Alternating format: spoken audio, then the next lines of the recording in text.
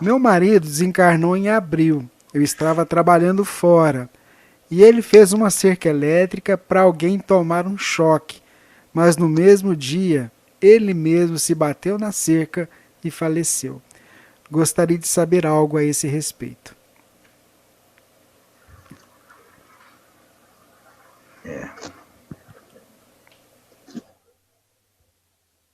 De certa maneira, ele contribuiu para que isso acontecesse. O que fala a doutrina espírita sobre isso?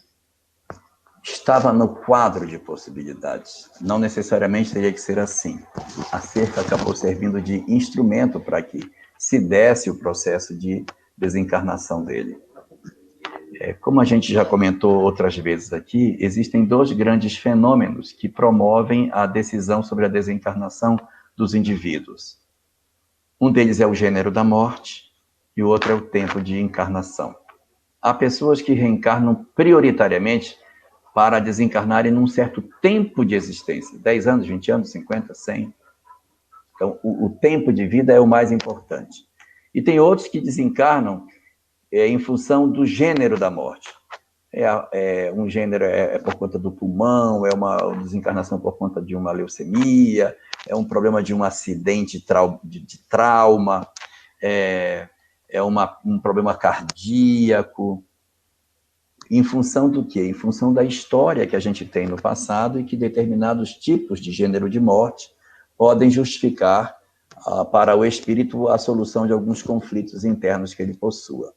Então, tem gente que vem para prioritariamente desencarnar por tempo e tem gente que vem prioritariamente para desencarnar pelo gênero de morte.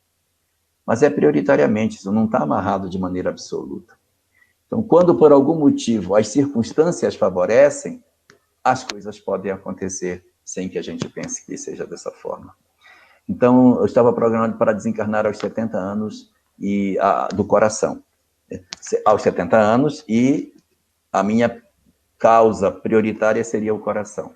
Uma cerca elétrica pode ser a questão do coração que eu estava precisando.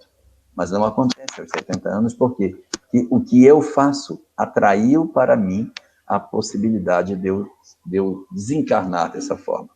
Como nós colocamos no começo dessa live, a desencarnação é um fenômeno muito forte para passar despercebido do mentor. Então, se a equipe espiritual permitiu que isso acontecesse, ela tem uma razão para que isso se dê. Ninguém desencarnaria por um cochilo do mentor. Se a pessoa desencarnou, existe um propósito para isso. Mas a sua pergunta é se ele contribuiu para isso. É possível que ele tenha contribuído, mas como ele não fez de maneira intencional para que isso fosse para ele, não se pode dizer que foi um processo de suicídio. Mas ele, de certa maneira, contribuiu. Só que o instrumento que ele criou tornou-se, na verdade, a forma pela qual ele desencarnou. Ele criou a cerca e ela serviu de instrumento para a desencarnação dele. É um fato realmente lamentável, mas pela grandeza do que isso significa dentro da existência, a gente não pode considerar que isso aconteceu sem que Deus tenha percebido. Isso é um fato que se deu por uma programação e não podemos pensar que seja um castigo. Como ele fez a cerca, então ele desencarnou por ela. Não necessariamente temos que pensar dessa forma, porque não é assim que trabalha a justiça divina. Como você criou a cerca, então você vai desencarnar por ela. Porque muitas pessoas também desenvolveram cercas e não desencarnaram. Então, isso, na verdade, tem mais a ver com a história pessoal que a gente tem e as experiências que a gente precisa atravessar no curso da existência.